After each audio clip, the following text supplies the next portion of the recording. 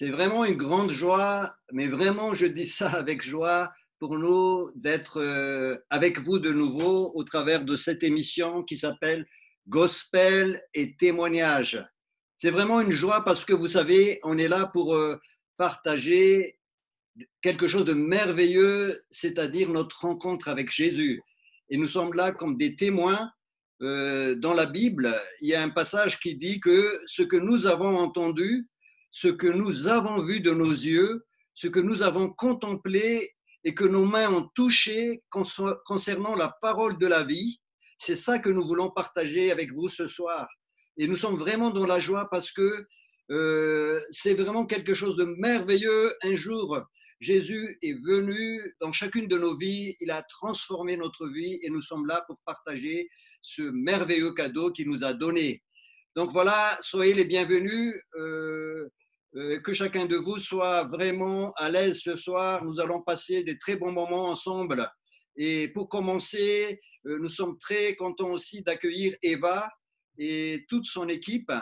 Donc Eva va nous chanter du gospel avec son équipe et vraiment, elle va nous donner aussi son témoignage tout à l'heure. Vous allez entendre des témoignages puissants ce soir et donc soyez dans la joie, soyez dans la détente parce que Dieu va vous parler ce soir. Merci beaucoup encore une fois d'être là et tout de suite, nous allons donc vivre ces temps de gospel. Bonsoir à tous, merci d'être là ce soir pour ceux qui regardent en direct ou même pour ceux qui sont en rediffusion. Je m'appelle Eva Boisiz, j'ai l'honneur ce soir de pouvoir vous conduire dans un moment où on va chanter, on va louer Dieu. Donc je suis accompagnée de ma sœur Anissa qui est au caron pour les percussions. Je suis accompagnée aussi ce soir de Adriel, de Anaïs et aussi de Nelly qui vont chanter avec moi.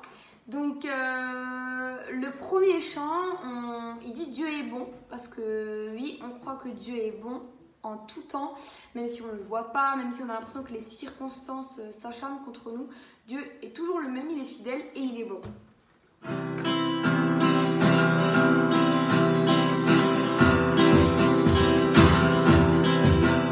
Dieu est bon en tout temps.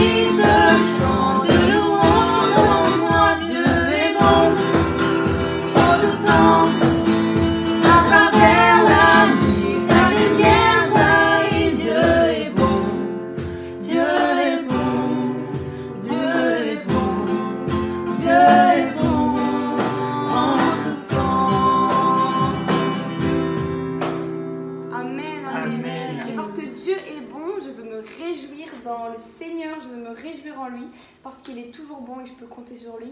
Amen. Et le prochain chant, il dit mon papa est fidèle, il ne m'abandonne jamais. Voilà, je chanterai de tout cœur les merveilles de Jésus mon Sauveur. Amen.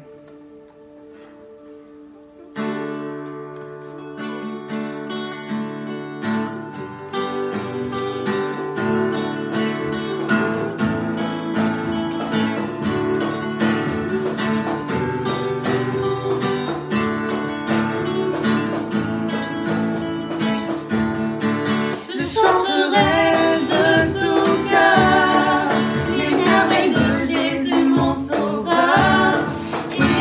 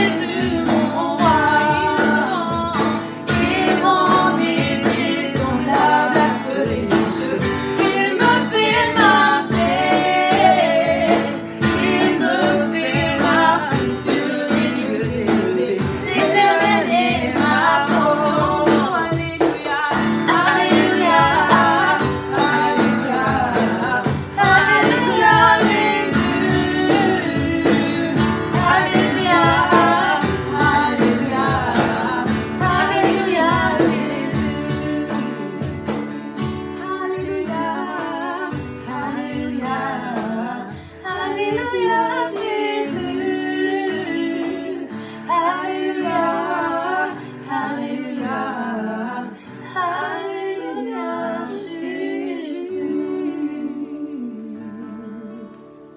Merci pour cette belle louange. Nous avons été vraiment bénis. Merci pour ces trois amis. Et maintenant, donc, nous allons écouter Eva qui va nous donner son témoignage. Et vous allez entendre vraiment un très beau témoignage. Eva, c'est à toi. Je te donne la parole. Vas-y. Bonsoir à tous. Voilà, j'espère que vous allez bien.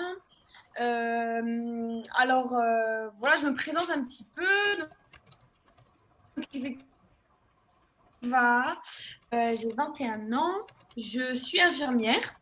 Et comme vous l'avez vu, je chante, je joue de la guitare, je joue du piano, j'aime la musique, j'aime danser.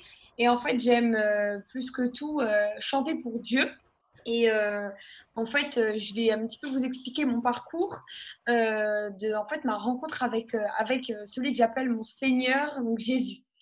Alors en fait, avant, j'ai eu la chance, déjà la grâce, je dirais, c'est vraiment un cadeau de Dieu d'avoir pu grandir et naître dans une famille avec donc mes parents qui m'ont enseigné des valeurs bibliques, des valeurs en fait fondées sur la parole de Dieu.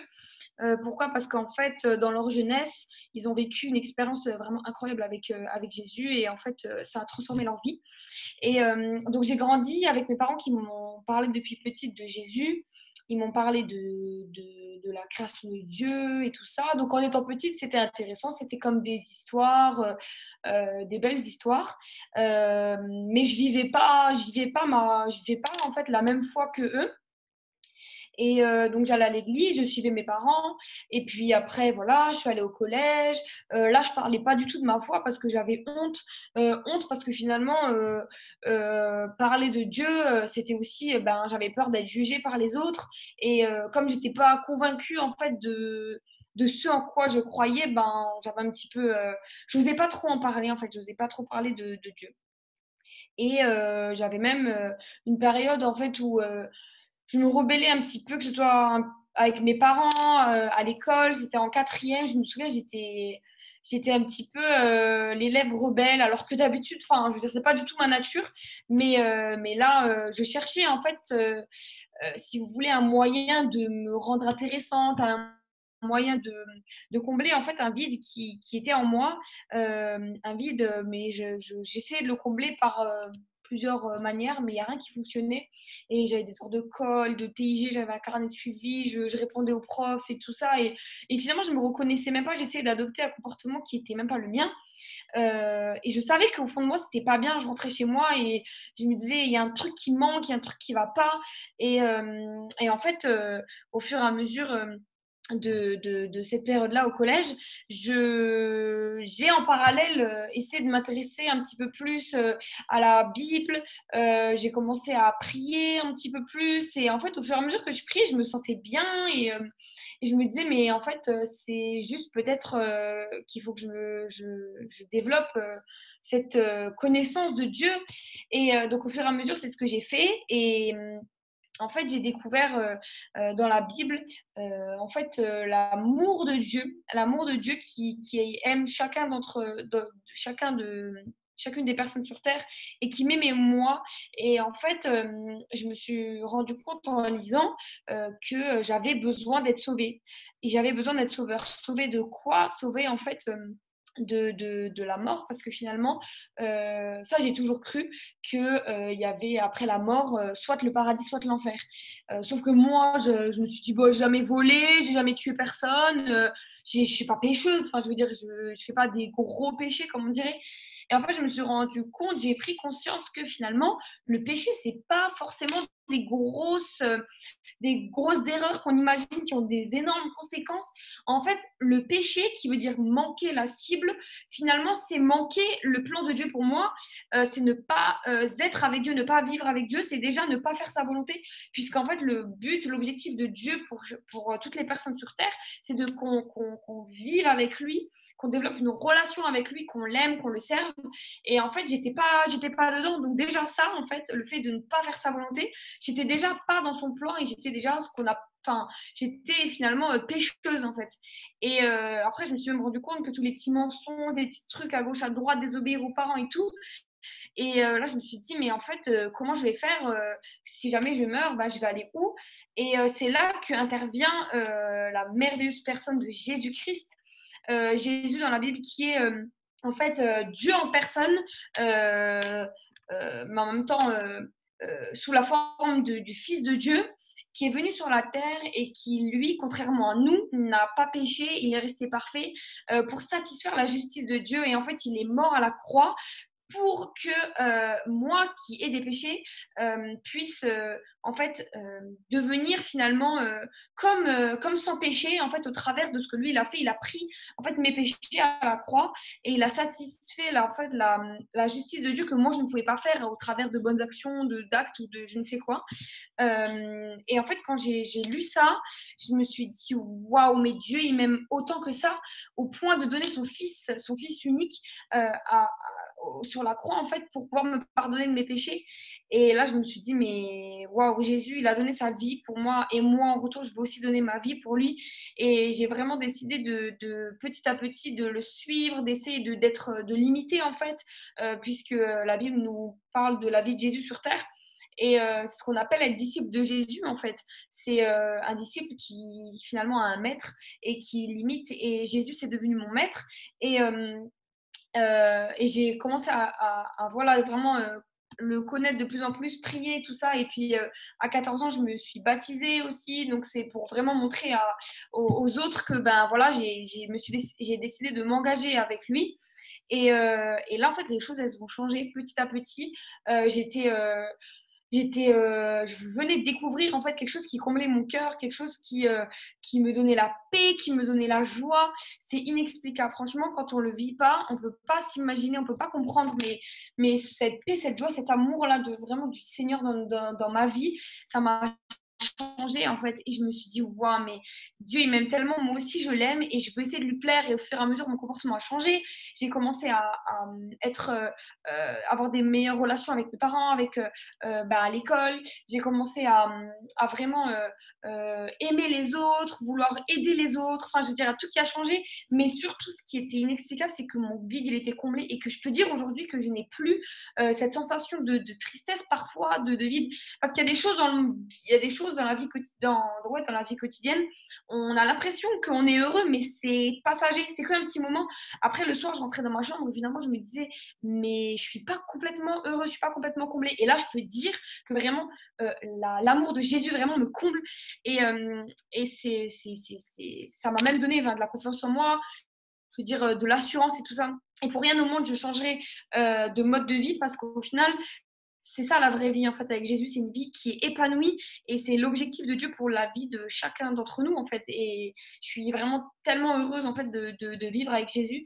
Et, euh, et en fait aussi depuis que j'ai fait ce choix de le suivre, de l'accepter en fait comme mon sauveur et mon Seigneur, en fait il y a aussi d'autres choses qui ont changé non seulement à l'intérieur de moi mais autour de moi parce qu'en fait Dieu nous donne une puissance en fait dans la prière. Il nous dit que ce qu'on demande au nom de Jésus, en fait, il va nous le donner. Et Jésus, quand il était sur la terre, et on peut lire dans la Bible, dans les évangiles, et ben, il a fait beaucoup de miracles. Il a guéri des malades, il a même ressuscité des morts. Et il nous dit que cette puissance-là, il nous la donne en fait par grâce, puisque rien n'est mérité. Hein, le fait d'être sauvé, de savoir qu'on va au paradis, c'est pas par nos mérites, c'est par grâce. Et d'ailleurs, ça aussi, ça enlève un point en moins de savoir où on va après la mort. On n'a plus d'angoisse. Enfin, personnellement, j'ai plus d'angoisse de savoir où j'irai, puisque je crois en la vie après la mort. Et donc, j'ai commencé à vraiment à saisir ces histoires de la Bible qui nous concernent, en fait, chacun d'entre nous. et j'ai commencé à prier pour des gens autour de moi. J'ai commencé à voir des guérisons. J'ai vu des guérisons au niveau de mes amis, mais aussi au niveau de ma famille. Par exemple, ma mère, il y a à peu près 1 an et demi de ça maintenant, en fait, un jour, elle a eu des douleurs au niveau de l'estomac. Et en fait, ces douleurs-là, elles étaient tellement forte que déjà, elle n'arrivait même pas à expliquer ce que c'était. C'était vraiment, ça brûlait, ça faisait mal, c'était vraiment tellement douloureux qu'elle avait des sueurs, des nausées et qu'en fait, elle se sentait tomber dans les pommes. Et donc à ce moment-là, moi j'étais pas là ce jour-là, mais mes parents avaient terminé aux urgences et en fait ma mère, même aux urgences, les médecins ne savaient pas ce qu'elle avait et ils n'ont pas réussi à la soulager. Et elle, juste ce qui l'a soulagée, c'est à un moment donné, elle avait tellement mal que en fait elle a eu des vomissements et après ça s'est calmé petit à petit et puis bon, elle est rentrée à la maison au bout de je ne sais combien d'heures. Et en fait, cet épisode-là, il est de nouveau arrivé il y a quelques mois. C'était en pleine nuit, à 3 heures du matin. Mon père rentre dans ma chambre et me dit Eva, il y a maman qui a de nouveau ce problème à l'estomac. Qu'est-ce qu'on fait? Qu'est-ce qu'on fait? On appelle les urgences. Et moi, le premier réflexe que j'ai eu, c'est viens, on va prier pour elle. Parce que oui, mes réflexes aussi ont changé. Je m'efforce vraiment de faire aussi ce que le Seigneur nous conseille de faire dans sa parole. Et du coup, on est allé dans la chambre et j'ai mis ma main au niveau de sa douleur, au niveau de l'estomac, et je commence à prier pour elle. Et au moment en fait, où je priais pour elle, les douleurs, elles disparaissaient et je l'entendais au niveau de ses gémissements parce qu'elle avait tellement mal qu'elle gémissait. Et puis quand j'avais terminé de prier, en fait, ça revenait de plus belle. Et puis j'ai dit non mais je vais continuer à prier. Et puis j'ai repris une deuxième fois. Et là, pareil, ça commençait à se calmer, mais ça c'était pas totalement parti. Et puis dès que j'arrêtais de prier, de nouveau, ça repartait encore pire qu'avant.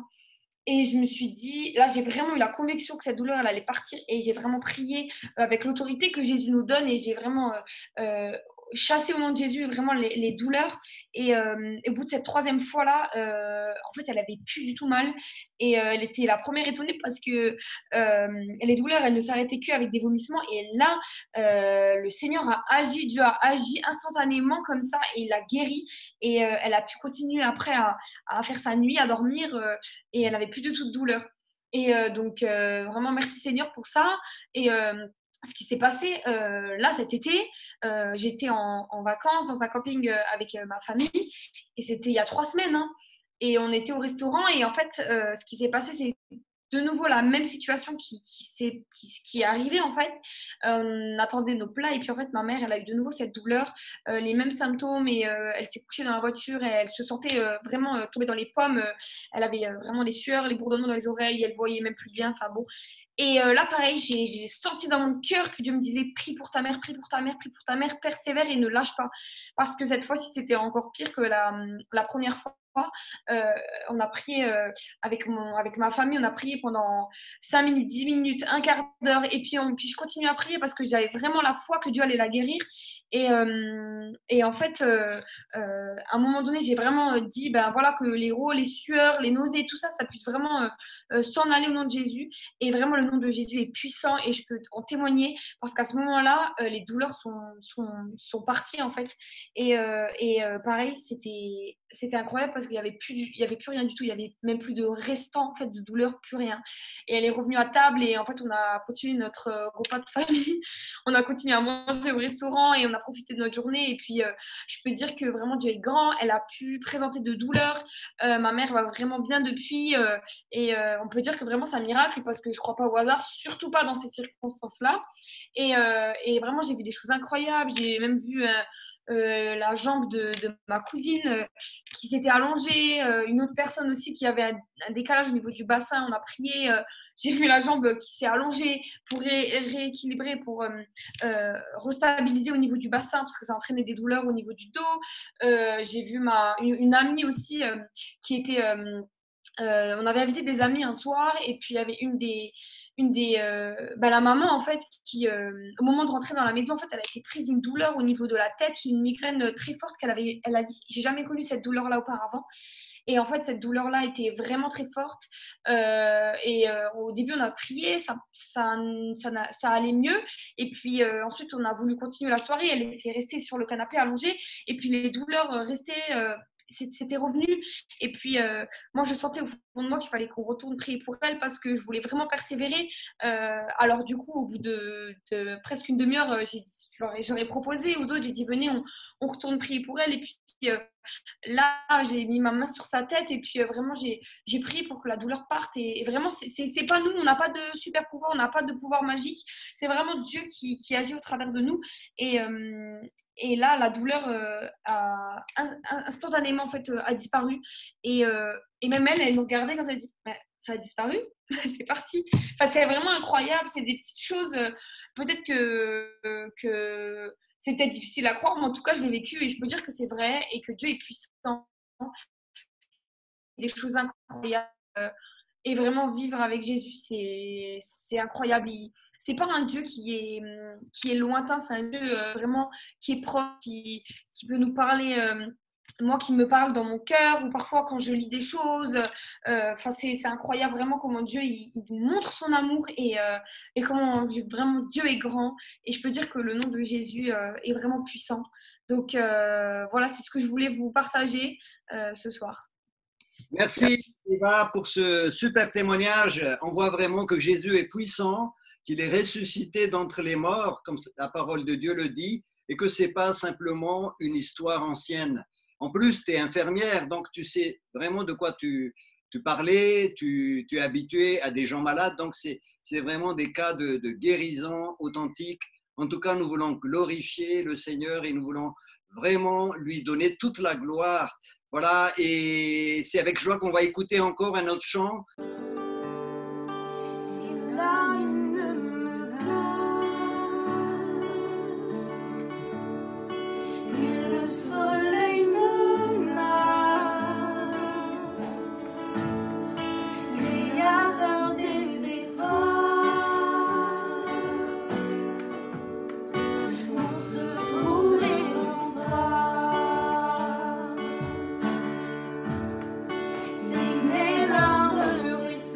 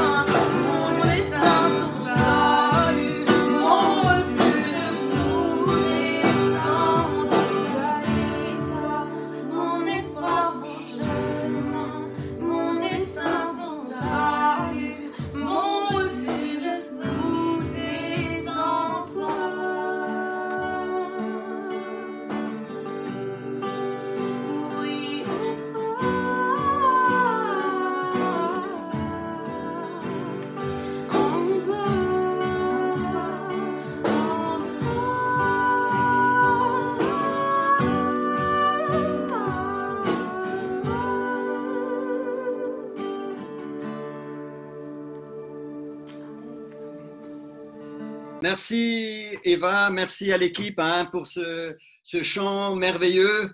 Le Seigneur est notre secours, quoi qu'il arrive.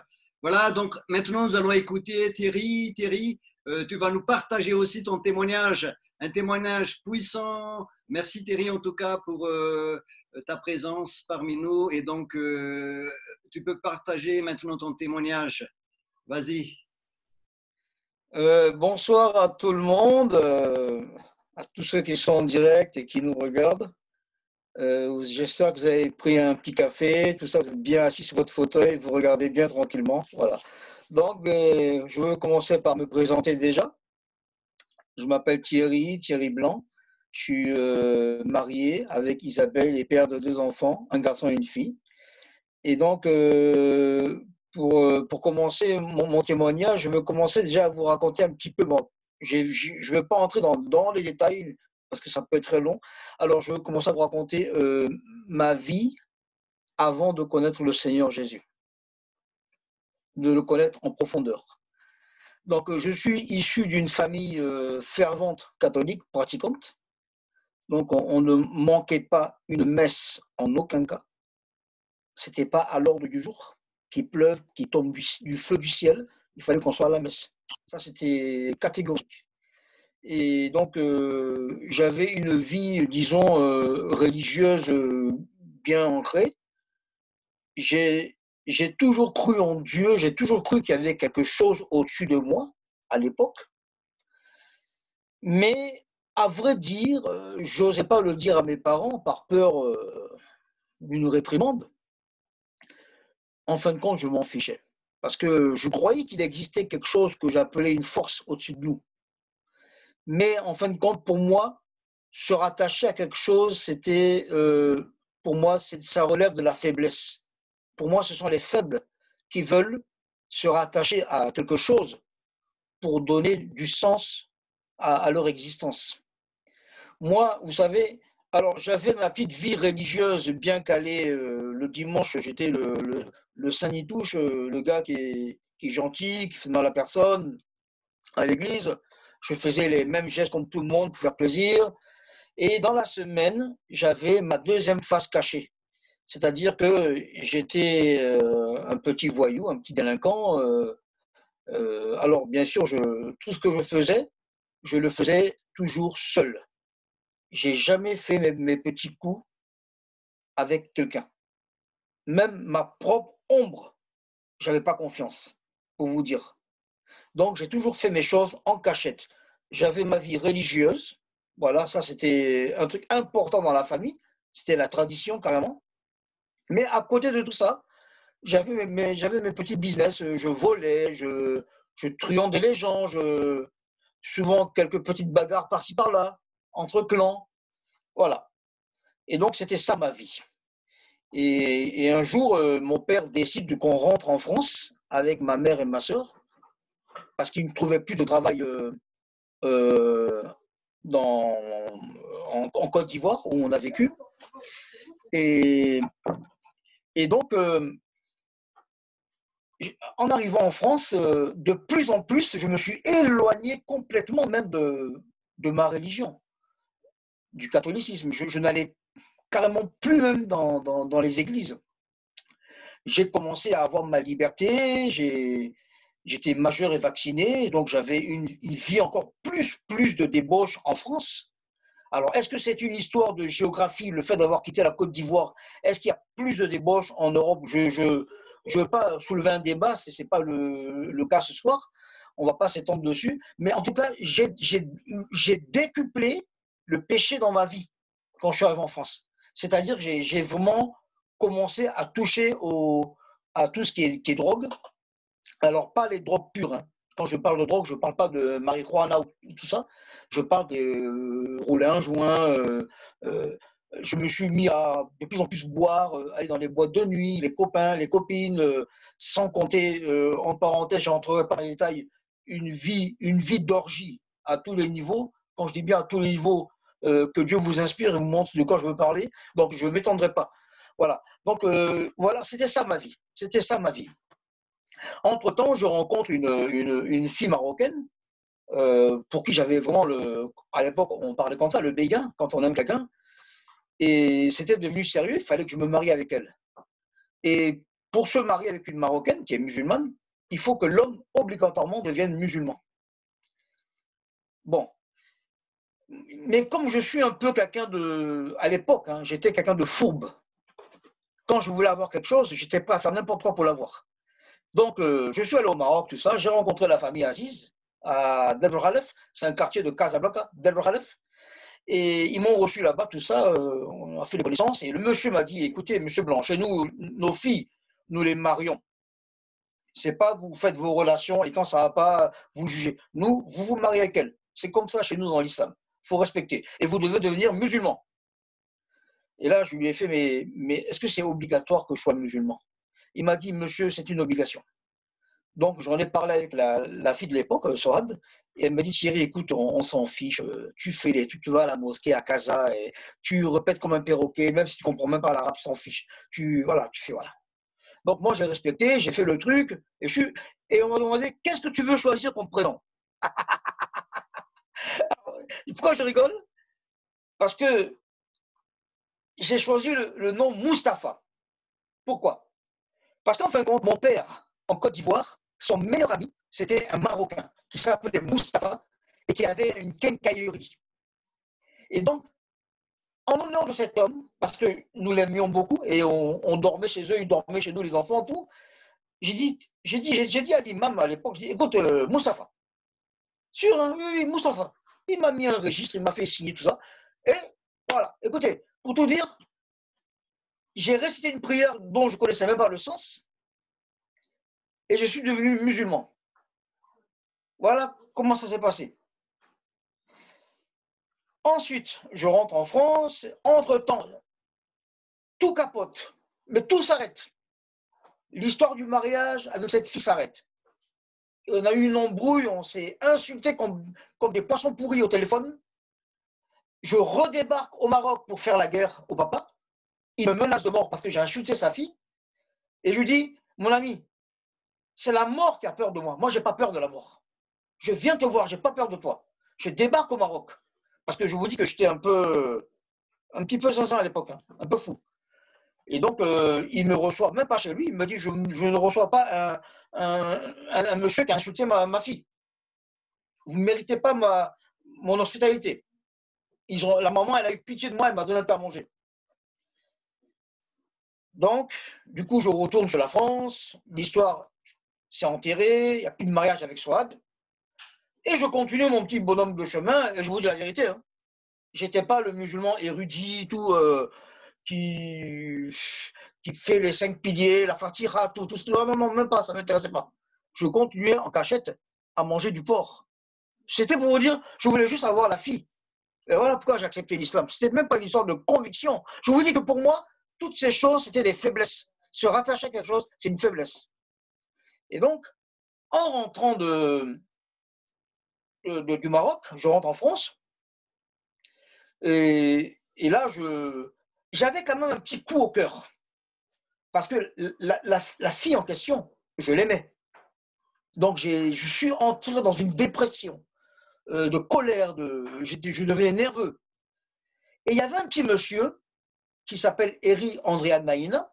Je ne sais pas s'il m'entend là, c'est mon ami. Lui, il est pasteur. Et il connaissait très bien mon père et ma mère. Et donc, il me croise dans la rue et il me dit « Bonjour Thierry, ça va? Le Seigneur t'aime. » Et je lui fais « Eri, oh, je t'arrête. C'est Mustapha maintenant, c'est plus Thierry. Hein. » Et il me dit « Tu sais, ça ne change rien par rapport à Dieu. Hein. Que tu t'appelles Mustapha ou peu importe, il aime tout le monde. Il t'aime aussi, Mustapha. Il t'aime aussi. » Et donc, du coup, j'ai dit « Ok, j'ai acquiescé, ok, d'accord, je te crois. Hein. » Et donc, tu es pasteur, tu dois savoir pas mal de choses. Moi, je n'en suis pas à ce niveau-là. Voilà, mais en tout cas, je suis musulman et je compte le rester. Voilà, c'était l'orgueil. Hein. Au plus profond de moi, je m'en fichais de cette religion. C'était juste pour avoir la fille. Mais pour qu'il me laisse tranquille, je lui faisais comprendre que moi, je suis musulman. Donc, viens pas m'embêter avec ton histoire de Jésus, ça ne m'intéresse pas. Sauf que ce petit monsieur, je ne sais pas si on peut dire le mot tenace. Si le mot tenace n'existait pas, c'est lui qui est le mot tenace. Il ne lâchait pas le morceau. À chaque fois qu'il me voyait dehors, il changeait de trottoir, et moi, vice-versa, je faisais pareil, je changeais de trottoir.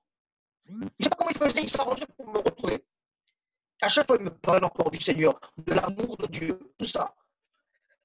Et un jour, j'ai traversé une période de péripéties, tout ça, où financièrement, ça n'allait plus. J'avais perdu mon boulot.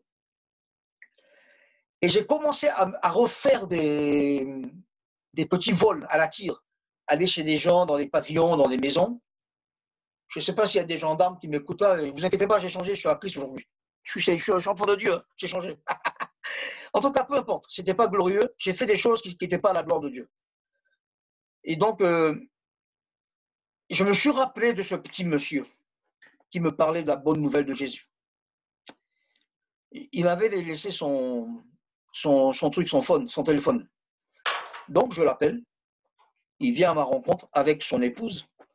Parce qu'au téléphone, je lui dis, écoute, Eri,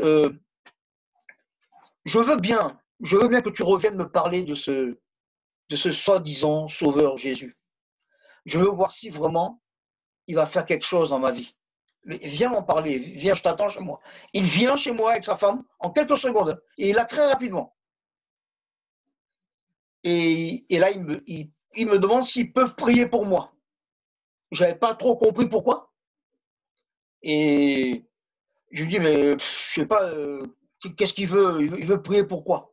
Dans ma tête, je me dis, mais j'ai tué personne, j'ai volé un petit peu, c'est pour la bonne cause, c'est pour me nourrir, pour payer mon loyer, pour plein de trucs comme ça. J'ai perdu mon boulot, c'était pour la bonne cause, j'ai volé pour la bonne cause. Qu'est-ce qu'il vient me raconter, lui, avec tout son truc de Jésus? Moi, je ne lui disais pas ça en face, j'avais un respect pour lui, mais je le pensais intérieurement. Et au fur et à mesure, il priait, j'ai senti comme une sincérité dans la prière, une compassion de leur part pour moi.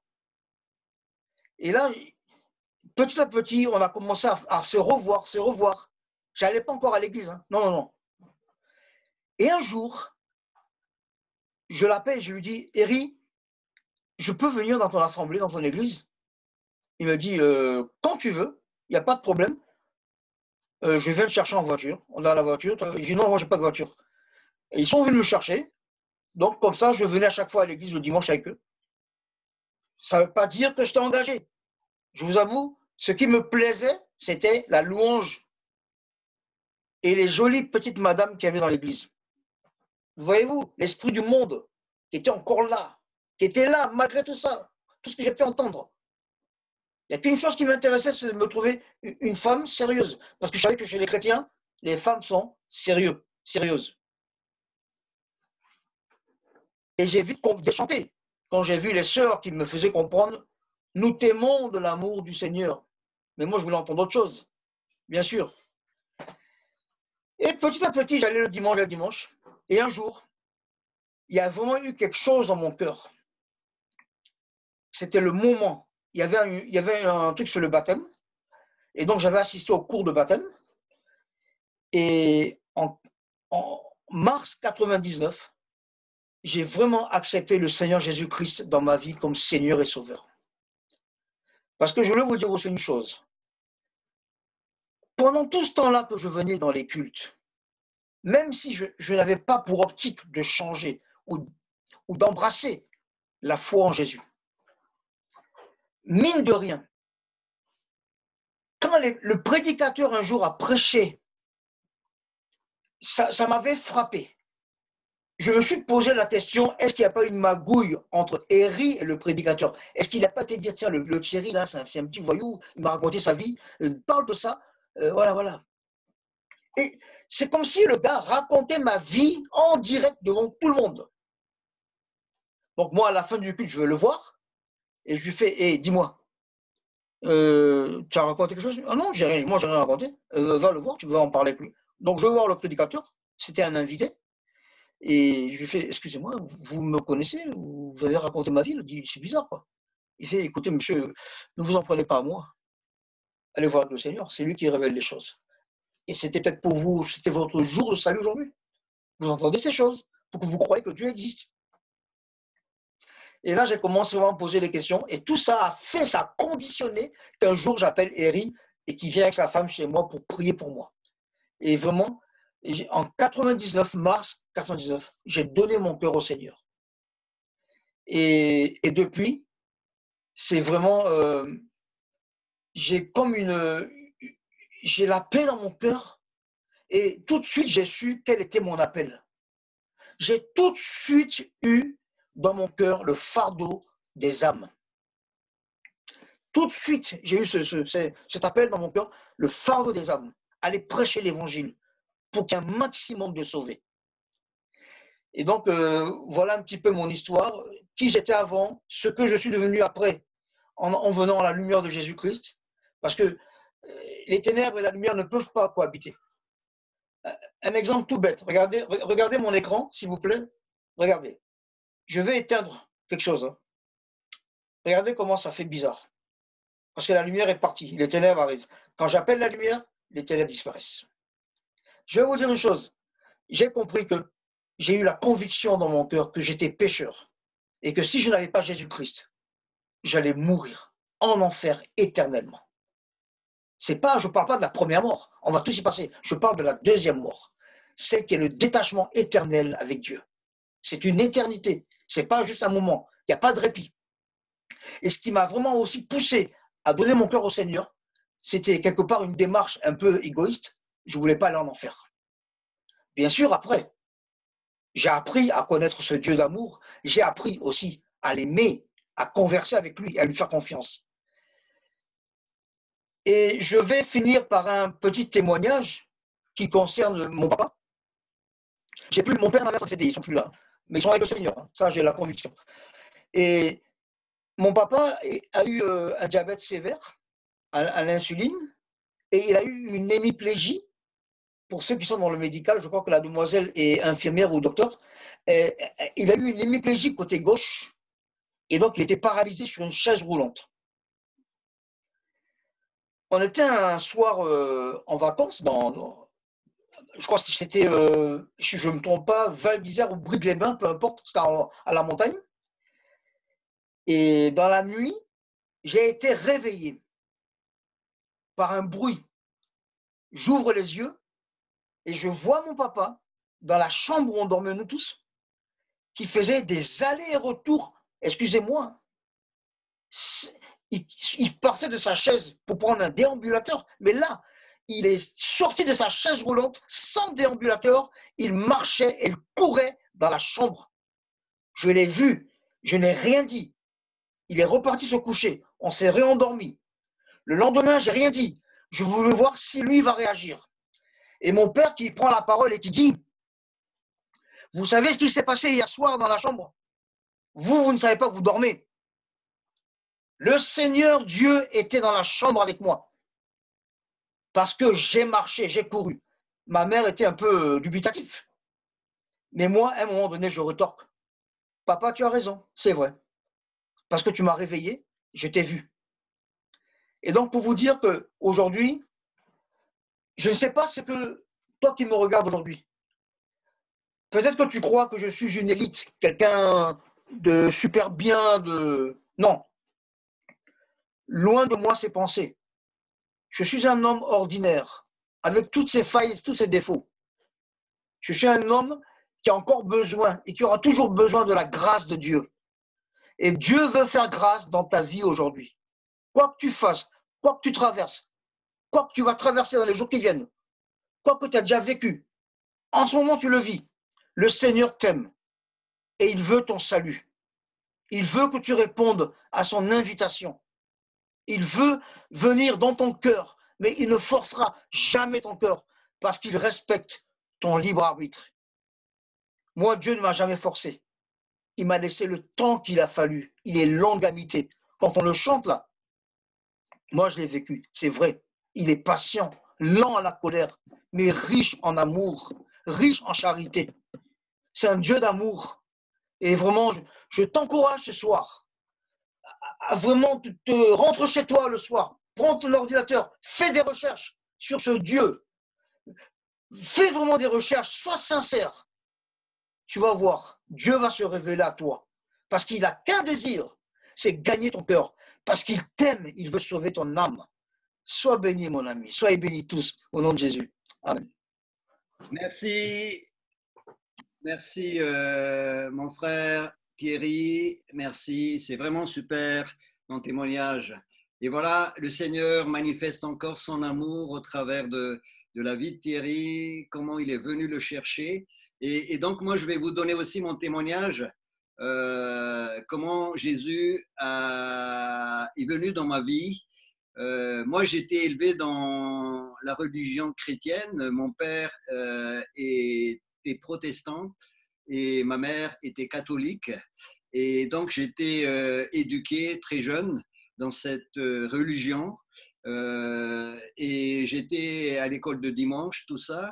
Mais très rapidement, je me suis éloigné à cause de beaucoup de choses que je voyais chez les gens qui fréquentaient donc cette religion. Je voyais beaucoup de décalage entre ce que la Bible dit et ce que ces personnes-là vivent.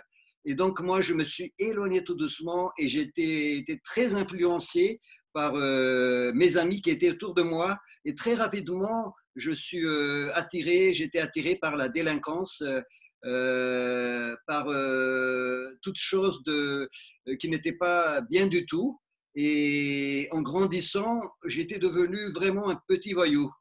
Et j'étais devenu un délinquant. Je commençais aussi un petit peu comme Thierry à me bagarrer dans les rues, à aller voler, alors que je n'avais pas spécialement besoin de quelque chose, mais c'était le plaisir de voler qui était en moi. Et je continuais dans cette vie-là. Et à la fin, ça s'empirait et j'étais venu vraiment un petit bandit. J'étais dans un groupe où on se bagarrait complètement, on provoquait une bagarre dans les boîtes de nuit.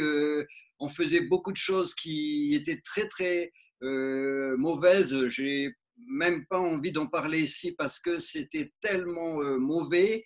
Mais je vais juste vous dire les conséquences de tout ça. Les gens voulaient me supprimer.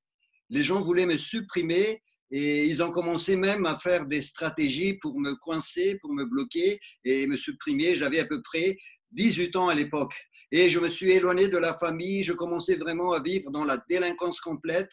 J'étais dans ce petit gang de voyous où on était capable de secouer toute une ville entière. Donc, je suis d'origine malgache et c'était à Madagascar que tout ça se passait. Et je me rappelle une fois dans une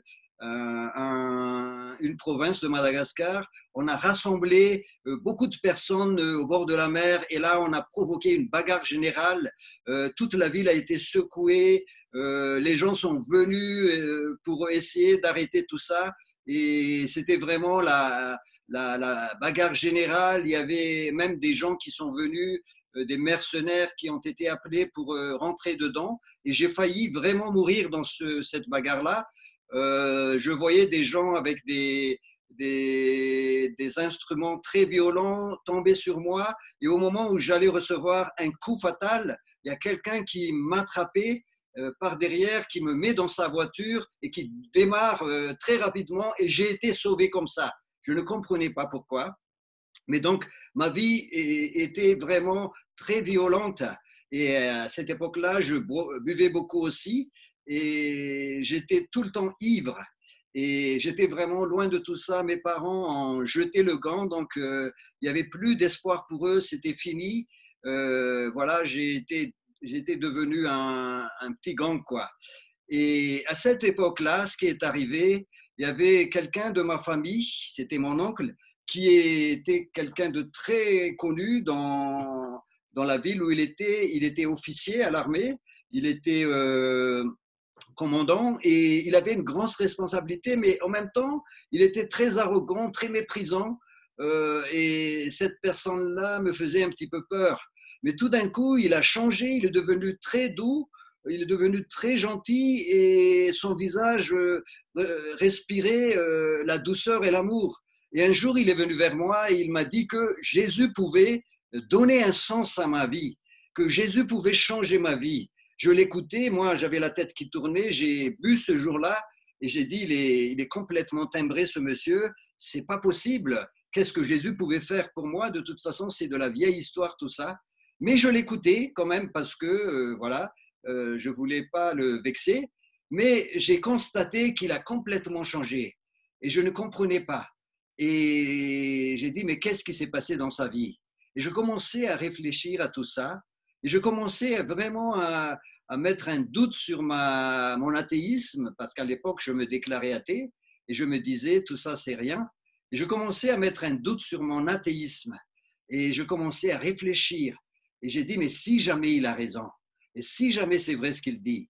Et quelques jours après, dans ma chambre, alors que j'étais en train de dormir, tout d'un coup, j'ai été réveillé par une voix qui me parlait de Dieu et j'entendais comme une présence autour de moi. Et je sentais vraiment la présence de Dieu. J'avais eu très, très, très peur. Et à ce moment-là, j'ai sauté du lit et je suis allé dans la chambre de mes sœurs qui étaient juste à côté. Donc mes sœurs qui me voyaient venir étaient très étonnées et elles se disaient, mais qu'est-ce qui lui est arrivé? Et elles m'ont dit, mais qu'est-ce qui se passe? On a entendu un bruit dans ta chambre. Et c'est à ce moment-là que j'ai réalisé que ce n'était pas le fruit de mon imagination, mais c'était quelque chose de réel. Alors là, j'avais eu encore très peur. Et je leur ai raconté, en fait, que j'ai entendu une voix qui me parlait de Dieu et que, voilà, je ne comprenais pas. Et là, ma sœur, qui commençait aussi à écouter l'Évangile, donc mon oncle lui parlait aussi, ma sœur m'a dit, André, il faut que tu ouvres ton cœur à Jésus. Il faut que tu acceptes Jésus dans ta vie maintenant. Et j'ai dit, mais oui, d'accord, j'avais plus de solution. Je savais que ma vie allait se terminer, soit en prison, soit par la mort, parce qu'il y a beaucoup de gens qui voulaient me tuer. Et j'ai dit, mais qu'est-ce qu'il faut faire alors? Elle m'a dit, invite Jésus à venir dans ta vie. Alors je ne comprenais pas ce qu'elle voulait dire. J'ai dit, qu'est-ce qu'il faut que je fasse? Dis-moi. Et comme elle a compris un petit peu la démarche, elle a dit, maintenant tu vas prier de tout ton cœur et tu vas dire à Jésus de rentrer dans ta vie. J'ai dit, ok, je veux faire cette prière. Et de tout mon cœur, j'ai dit à Jésus, écoute, je ne te connais pas, je ne sais pas qui tu es, mais si vraiment tu peux changer ma vie, je te demande de venir dans mon cœur et de transformer ma vie. Pour moi, c'est terminé, je sais que je n'ai plus d'espoir, c'est la mort ou la prison. Et à ce moment-là, je sentais une présence et je savais que ce n'était pas moi. Je sentais quelque chose d'indescriptible, une paix qui remplissait mon cœur et qui enlevait la haine, la violence, ce désespoir, cette dépression, cette peur. Et je sentais comme une paix inexplicable. Et je savais que je n'étais plus la même personne. Je savais qu'il s'est passé quelque chose dans ma vie. Alors, je dis à ma sœur, mais qu'est-ce qui m'arrive? Et là, ma sœur a pris un Nouveau Testament. En fait, c'est un Nouveau Testament qu'on appelle maintenant le Petit Bleu. Elle a mis ça et elle m'a dit, tiens, c'est pour toi, lis-le.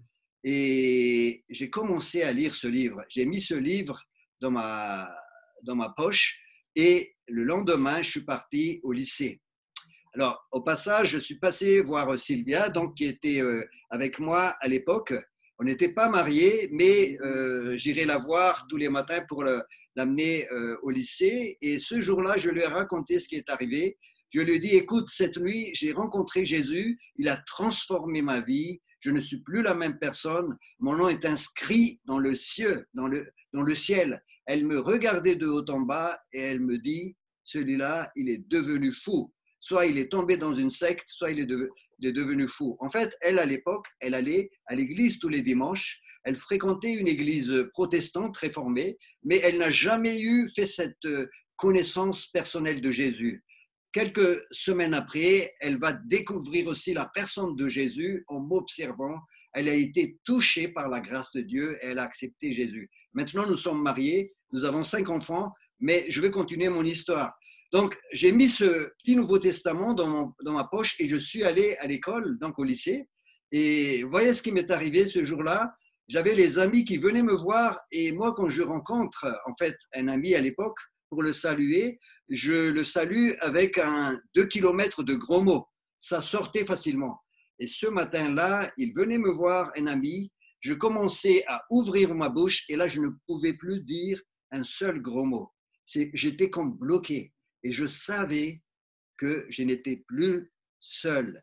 Jésus était dans mon cœur, dans ma vie. Je savais qu'il m'a touché et que je n'étais plus la même personne. Et j'ai compris quelques semaines plus tard que Jésus a transformé ma vie et que, comme dit la Bible, si quelqu'un est en Christ, il est une nouvelle créature. Les choses anciennes sont passées, voici, toutes choses sont devenues nouvelles. Et je sais que j'étais devenu une nouvelle créature. Ma vie a complètement changé à partir de là. La haine, la violence sont parties et j'ai commencé à voir vraiment l'amour. Je commençais à pleurer alors que j'ai jamais pleuré pendant toutes ces années-là. J'avais 19 ans à l'époque. Et là, mon cœur s'est ramolli. Je commençais à avoir de la compassion, de l'amour, de l'attention, et je savais qu'une puissance est rentrée dans mon cœur, dans ma vie. Cette puissance, la Bible l'appelle la puissance de résurrection. Et j'aimerais aussi ce soir donc t'inviter vraiment à venir à Jésus. Je ne sais pas quel est ton arrière-plan, je ne sais pas d'où tu viens, mais la Bible dit qu'il n'y a pas de distinction. Tous ont péché et sont privés de la gloire de Dieu. Quelle que soit ton origine, quelle que soit ta croyance, quel que soit ton sexe, qui que tu sois, sache que la Bible dit que si tu n'acceptes pas Jésus, tu demeures sous la colère de Dieu. La Bible dit dans Jean chapitre 3, verset 36, celui qui a le Fils a la vie éternelle, celui qui n'a pas le Fils n'a pas la vie éternelle, mais la colère de Dieu demeure sur lui. Si tu n'as pas Jésus, c'est la colère de Dieu qui demeure sur toi et qui pèse sur ta vie. Aujourd'hui, si tu es là, si tu passes par là, sache que c'est une grâce pour toi de vraiment recevoir cette bonne nouvelle, de recevoir Jésus, parce que lui, il va enlever cette colère. La Bible dit que l'âme qui pêche, c'est l'âme qui mourra. Vous savez, la Bible dit que le salaire du péché, c'est la mort. Et si tu n'acceptes pas Jésus, tu es toujours sous la condamnation. Mais Jésus est venu, il dit dans Jean chapitre 5, verset 24, « Quiconque entend sa voix et croit en celui qui l'a envoyé, il a la vie éternelle. Il a la vie éternelle et il ne vient pas en jugement, il est passé de la mort à la vie. » Ce soir, si tu acceptes Jésus, tu passes littéralement de la mort, c'est-à-dire cette absence de relation avec Dieu, et tu vas passer à la vie, cette communion avec Dieu. C'est ça la vie en fait. La vie, ce n'est pas vivre seulement physique, mais c'est être en communion, en relation avec Dieu. Et c'est ça ce que Jésus a fait dans ma vie. Cette relation, cette communion a été établie. Et où est-ce que cette relation, cette communion a été établie? La Bible dit que c'est sur la croix de Calvaire. Dans Ésaïe 53, il y a une parole qui nous parle justement, une parole prophétique de cette mort de Jésus à la croix. Et Ésaïe nous dit que Jésus a été écrasé pour nos fautes. Il a été transpercé pour nos iniquités. Le châtiment qui nous donne la paix avec Dieu est tombé sur lui. Et c'est par ces meurtrissures que nous sommes guéris. Si vous avez entendu des guérisons ce soir, si vous avez entendu des vies transformées ce soir, c'est grâce à Jésus. Nous avons la paix avec Dieu parce que nous croyons que Jésus est mort pour nous à la croix. Et ce soir, j'aimerais vraiment t'inviter vraiment à examiner ta vie aussi face à ce message de l'Évangile. C'est pas par hasard que tu viens ici. C'est pas par hasard que tu passes par là.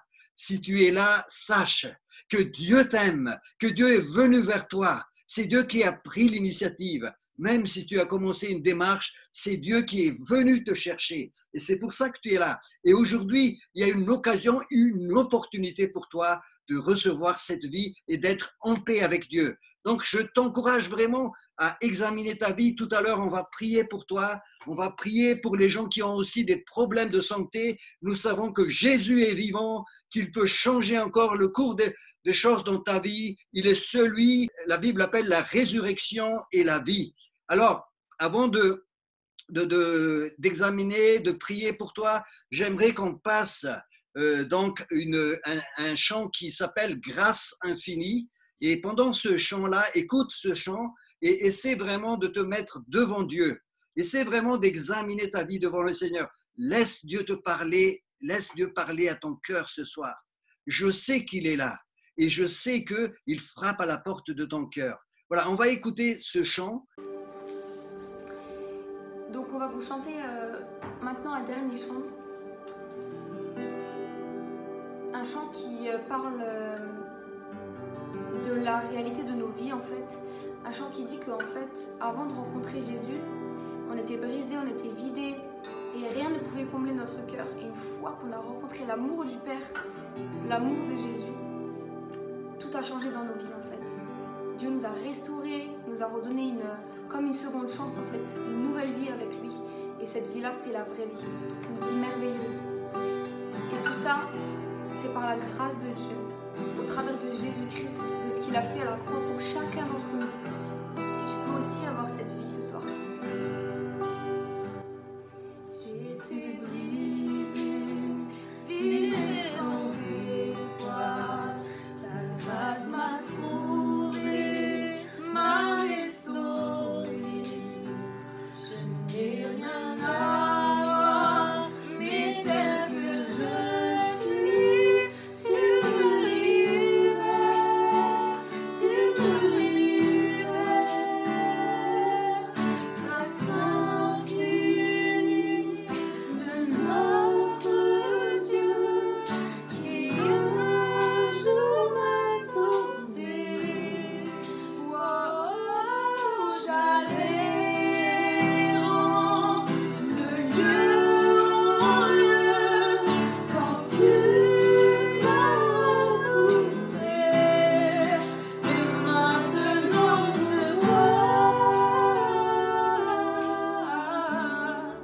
je vois l'amour, la grâce dans tes yeux, donnant ta vie pour moi,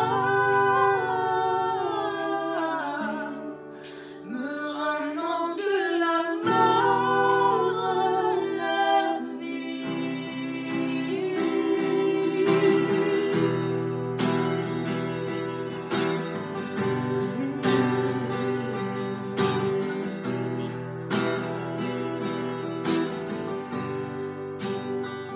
Tu prends nos échecs, tu prends nos faiblesses, tu places ton trésor dans les vases d'argile. Reprends mon cœur, Père, je veux te servir pour que tout soit établi en moi. Grâce infinie de notre Dieu, qui un jour m'a sauvé. Oh, j'allais de lieu en lieu quand tu m'as retrouvé. Et maintenant je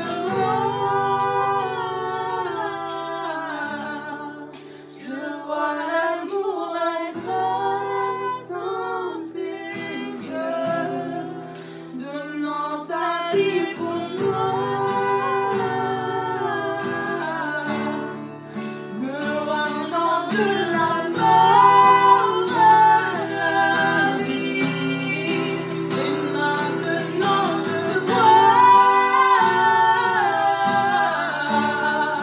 je vois l'amour, la grâce dans tes yeux, donnant ta vie pour moi, me ramenant de la mort à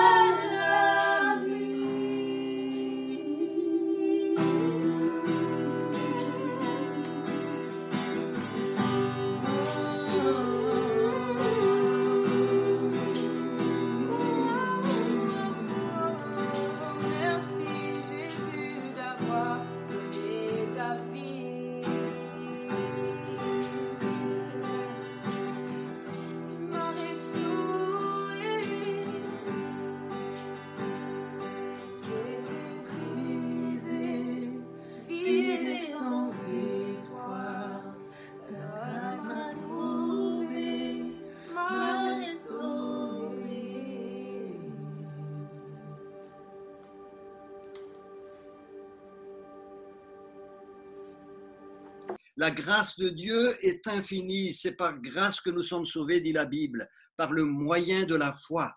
Voilà, maintenant c'est le temps d'exercer votre foi, ta foi, pour recevoir Jésus. Je vais demander à Paul de nous conduire dans ce temps d'appel au salut, d'appel à la guérison aussi, à la prière pour ceux qui ont besoin de prière. Bon, j'ai déjà reçu quelques pensées aussi. Moi, j'ai vu des personnes, enfin bon, de toute façon, ça peut s'adresser à tellement de personnes, mais enfin, j'ai vraiment ressenti qu'il fallait parler de ça. C'est que, en fait, tu ne connais pas le chemin de la vie. Et à cause du désordre qu'il y a dans ta vie, et ben là, aujourd'hui, tu ne sais plus où c'est que tu en es. Avec les événements qui se sont passés, tout ça, il y a des choses il y a un mur qui se fait, il y a des craintes. Les jeunes aujourd'hui n'ont plus d'espérance parce qu'on est devant un point d'interrogation aujourd'hui, parce qu'il y a quelque chose qui est dans l'air, on le sait tous, qu'on soit chrétien, qu'on ne soit pas chrétien, on sait qu'il y a quelque chose qui se passe. On sait qu'il y a des temps qui sont là et que la terre, ça chauffe. Et ce n'est pas seulement comme ça, c'est vraiment parce qu'il y a des choses aussi qui arrivent qui sont spirituellement mauvaises et aussi physiquement, parce que la vie sans Dieu, c'est une vie de désordre, et l'homme a créé le désordre et le péché sur la terre et a transformé toutes les lois de Dieu au point que la terre, maintenant, elle est en train de succomber au mal qui a été fait quelque part. Et bon, Dieu a laissé faire parce que de toute façon, c'est lui qui règne et lui, il a un remède à ça. Mais le chemin de la vie, c'est quelque chose qui est révélé. Vous voyez, il y a eu des témoignages qu'ils étaient là, qu'ils ont dit, voilà, moi j'étais dans la religion, j'étais dans tout ça, là, mais voilà, j'étais comme ça n'empêche pas la violence, ça n'empêche pas la colère, ça n'empêche pas de mentir, ça n'empêche pas de violer, de violer, oui, de voler, ça n'empêche rien la religion, parce que tu fais ta petite religion et puis t'es double en fait. La religion, ça n'a jamais sauvé personne. La religion, aucune religion sur terre ne sauve quelqu'un, aucune. La seule personne qui sauve ici, c'est Jésus. Il n'y en a pas d'autre. Alors, on dira, oui, dis donc, tu dis ça, qui tu es pour dire un truc comme ça? Ben, justement, parce qu'on en a tous fait l'expérience, là. C'est-à-dire que nous, on ne parle pas d'une religion, on parle d'une révélation. Parce que si Dieu t'a créé, Dieu est capable de te parler. Dieu est capable de venir ce soir changer ta vie. Parce qu'il t'aime. Parce que toi, tu ne sais pas qu'il t'aime, tu ne sais même pas que Dieu existe. Et puis, si tu crois qu'il existe, ben, il s'appelle Allah, Bouddha, machin, truc. Et puis, en fait, tu ne connais pas celui qui t'aime. Parce que y a quelqu'un qui s'appelle le serpent ancien, le diable, qui mélange toutes les cartes afin que tu ne comprennes rien. Parce qu'il ne veut pas que tu sois sauvé. Mais aujourd'hui, dans ta détresse, aujourd'hui, toi qui cherches, aujourd'hui, toi qui est né sur terre, tu ne sais même pas pourquoi, eh ben, Dieu a une réponse à te donner aujourd'hui. Et moi, je t'invite sincèrement, tu sais, il y a une porte à l'intérieur de ton cœur, c'est toi qui as la clé. C'est toi qui as la clé, il n'y a personne d'autre, c'est toi qui as la clé. Et si tu vois les témoignages qui ont été donnés, eh ben, tu vois des hommes qui sont passés de la mort à la vie, qui sont passés des ténèbres à la lumière, qui sont passés du désordre à l'ordre, qui sont passés de la malédiction à la bénédiction. Parce qu'il y a un passage obligé. Quand tu es dans les ténèbres, ben, il faut passer. Le seul endroit pour entrer dans la lumière, ça s'appelle la croix. Jésus a payé pour toi. Jésus, il y a la puissance de malédiction, toute ta malédiction, il a payé pour les péchés du monde entier. Et tous les péchés du monde entier sont tombés sur Jésus. Et lui, il a payé pour tout le monde, y compris ceux qui se convertiront jamais. Il a payé pour eux. Après, c'est un choix personnel. C'est un choix de dire, ah, mais c'est qui celui-là? C'est qui paye pour moi? C'est qui ce Dieu qui envoie son Fils pour moi, afin de pouvoir se réconcilier avec moi, afin de pouvoir me donner la bénédiction, afin de pouvoir me donner la vie éternelle, afin de pouvoir changer mes enfants, changer ma vie, changer mes parents, changer... Moi, j'ai vu des guérisons, des miracles et des prodiges, j'ai vu des tumeurs partir, j'ai vu des cancers partir, j'ai vu le sida partir, j'ai vu tout ça au nom de Jésus-Christ, parce que c'est une puissance réelle, parce que Dieu est Dieu. Et l'impossible dans ta vie, c'est Dieu qui peut le faire. Aujourd'hui, tu es là, tu es en face d'un mur, tu es là je ne sais pas où, avec tes pensées, avec tes peurs, tes craintes, ta dépression nerveuse, avec tes maladies, avec des maladies incurables, avec des fauteuils roulants, tout ça. Moi, je ne vais pas te dire que Dieu va te sortir parce que ça serait peut-être te donner un espoir que tu n'auras pas. Mais moi, je vais te dire quelque chose. L'intérieur, le cœur, Dieu, il te change à 100% et ça, c'est garanti. Alors après, sa bonté, sa grâce, je ne sais pas jusqu'où elle s'étendra parce que c'est lui qui sait. Mais sache aussi que tu peux sortir de ton fauteuil roulant parce que moi, j'en ai vu. C'est le Dieu de grâce, c'est le Dieu de victoire. Il a vaincu la mort. Il a montré, la résurrection n'est que simplement le témoignage que Jésus-Christ a remporté le combat. C'est-à-dire qu'il est non seulement mort pour tes péchés, mais lui n'a commis aucun péché. La mort n'a pas pu le retenir. Parce que la seule chose qui peut retenir la mort, qui peut te retenir, c'est toi. Si tu vas dans le séjour des morts aujourd'hui sans être sauvé, bah, tu vas y rester. Hein. Parce que tu es pécheur, parce que tu n'as pas pris le salut qui t'est proposé aujourd'hui. Alors, on n'est pas des marchands de sable, hein. On n'est pas là pour t'emmener dans une religion, on n'est pas là pour te raconter des histoires. Moi, le plus incroyant de tous, c'était moi, le plus violent de tous, c'était moi, moi, je t'assure, la seule chose que je savais qui existait, c'est que mon portefeuille était vide et il fallait le remplir. Moi, c'est la seule Dieu que j'ai connu, c'est il fallait remplir mon portefeuille, sinon c'est pas bon la terre, tu vois. Et moi, j'ai rencontré ce Dieu-là et j'ai dit, mais Dieu existe. Dieu existe. Quand je l'ai rencontré, mais vraiment, c'était un truc de fou, quoi. Parce que je ne pouvais même pas croire que ça pouvait exister. Je croyais que c'était du baratin, tout ça. Mais Dieu s'est révélé. Et moi, je dis, ce soir, il va se révéler dans ta vie si tu ouvres ton cœur. Parce qu'on n'est pas là pour rien. On n'est pas venu ici pour rigoler devant un écran. On est venu pour toi. On est venu pour témoigner de ce que Dieu a fait dans notre vie. Parce que nous, maintenant, le commandement, c'est d'aller et faites de toutes les nations des disciples. Et la seule chose, et la seule personne qui peut vous donner aujourd'hui quelque chose, c'est Dieu. Il a changé ma vie. Il a changé la vie de tous mes frères là. Il a changé la vie de millions de personnes, de milliards de personnes. Parce que c'est lui qui est. Et moi, je dis aujourd'hui, voilà, viens comme tu es, viens comme tu es, saisis la chance qui t'est donnée. C'est pas la chance, c'est pas moi, c'est Jésus. La porte de ton cœur, ouvre-la, parce que de toute façon, où c'est que tu vas aller? Où c'est que tu vas aller? Où c'est que tu vas fuir? Où c'est que tu vas te cacher? Il va bien falloir à un moment donné qu'il réponde de toutes tes affaires, de tout ce qui ne va pas dans ta vie. Le Seigneur, il vient pour te guérir, il ne vient pas pour te détruire. Il ne vient pas pour juger, il vient pour chercher ceux qui sont perdus. Il vient pour te sauver, c'est le sauveur, c'est celui qui t'aime, celui qui t'a tellement aimé, qu'il a donné sa vie. Voilà. Alors moi, je t'appelle, voilà. Vous avez besoin de guérison pour une maladie. Si vous avez besoin parce que vous êtes mal dans votre cœur, si vous avez besoin de rencontrer ce Seigneur, si vous voulez donner votre vie, nous, on est là. On est là, complètement vos serviteurs. On est là pour vous. Et surtout, n'hésitez pas. Surtout, n'hésitez pas. Ne laissez pas passer les chances. Ne laissez pas passer les choses. Moi, quand j'ai rencontré Dieu, j'ai dit, mais il m'avait parlé à 8 ans. Il m'a montré qu'il m'avait parlé à 8 ans. Et je me suis converti à 36 ans. J'ai perdu 28 ans de ma vie, quoi. Et croyez-moi, ça m'a coûté cher. Alors, j'ai dit, ne perdez plus votre temps. Peu importe l'âge que vous avez, tournez-vous vers Dieu, tournez-vous vers celui qui vous aime. C'est la seule espérance qu'il y a sur terre aujourd'hui, il n'y en a pas d'autre.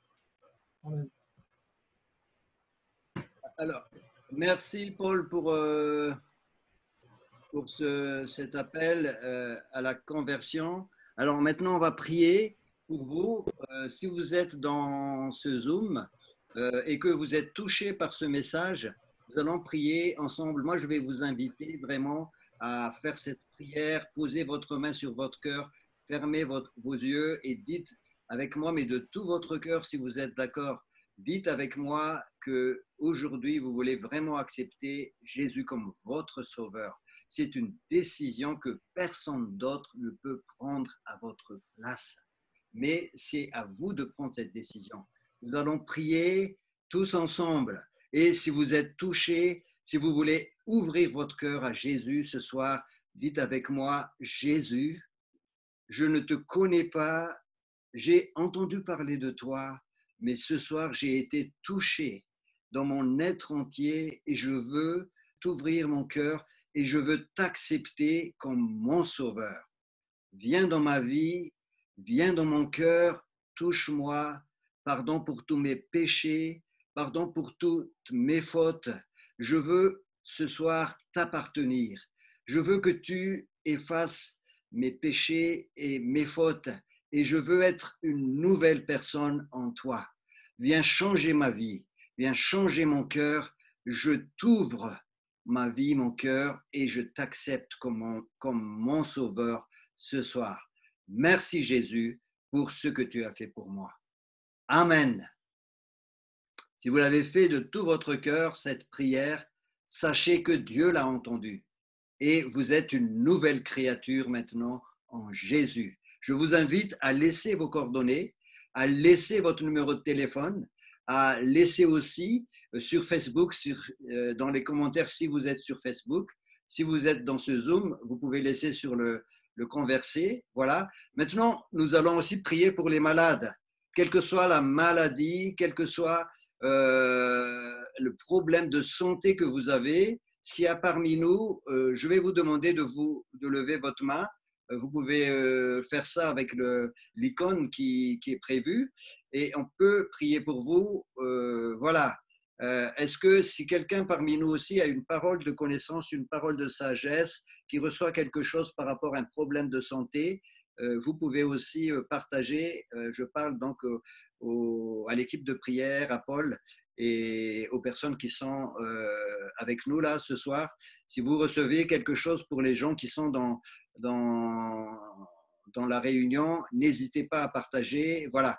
Alors, on peut prier pour vous parce que Jésus fait des miracles. Il est toujours le même hier, aujourd'hui et éternellement.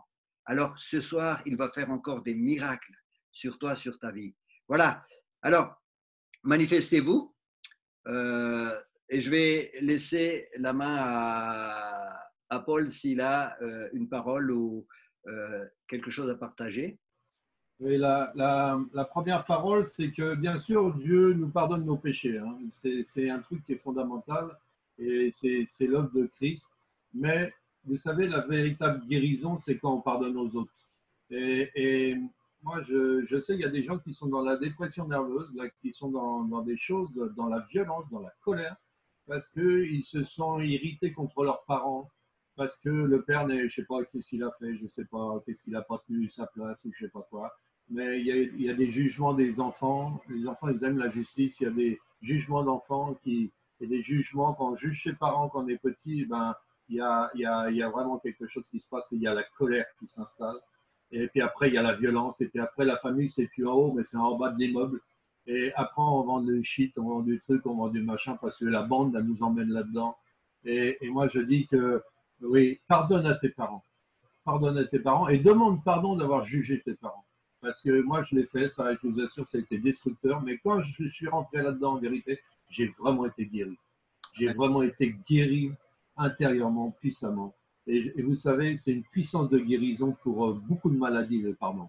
Je vous assure, hein, il a dit, si vous ne pardonnez pas de tout votre cœur le mal que vous ont fait les hommes, Dieu vous pardonnera pas non plus. Et vous savez, je dis même, moi, c'est même pas une question de religion, tu peux être n'importe quoi. Si tu pardonnes de tout ton cœur, Dieu te pardonnera parce que c'est lui qui l'a dit.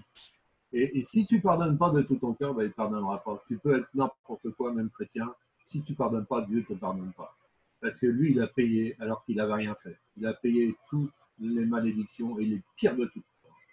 Donc, c'est pour ça qu'on n'a pas le droit. Et c'est l'amour. L'amour, c'est le pardon. C'est un don qu'on donne avant. C'est le pardon. Alors, pardonnez et vous serez guéris.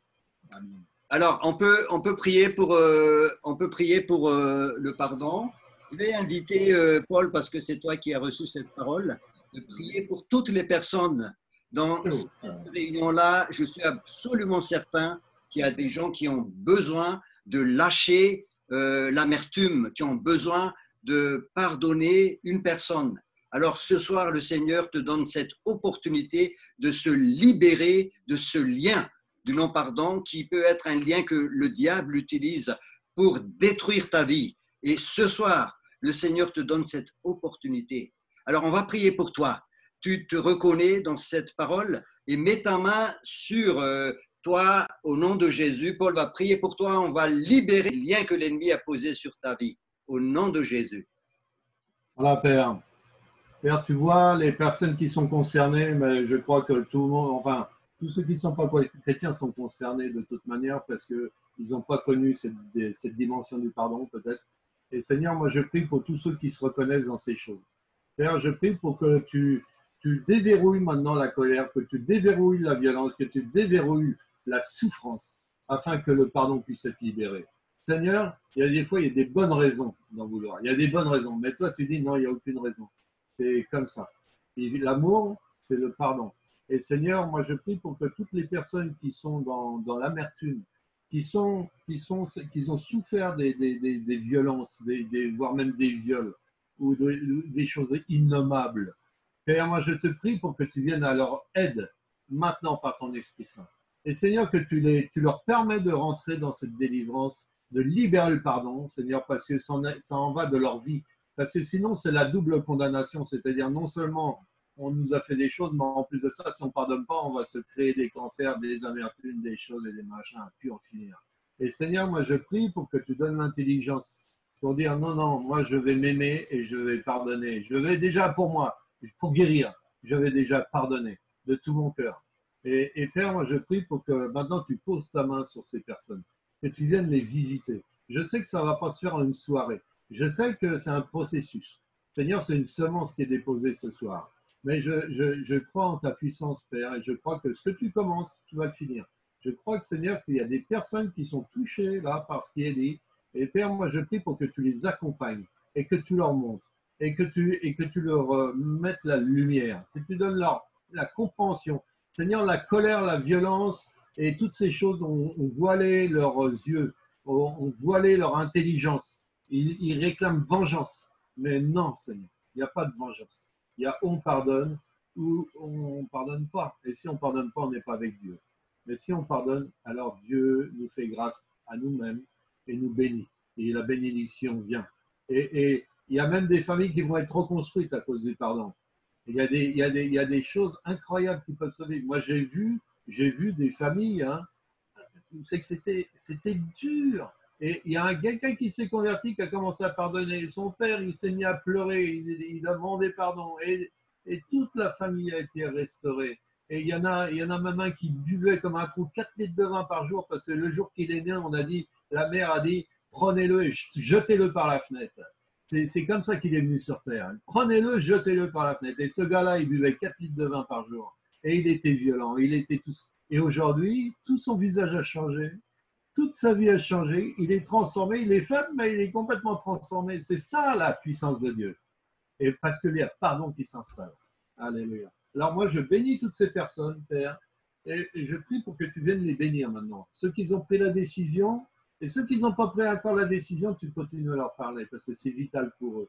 Et tu les aimes et tu les poursuis, Seigneur, pour leur montrer que c'est le chemin de la vérité et de la vie, Seigneur. Au nom de Jésus, Père. Amen.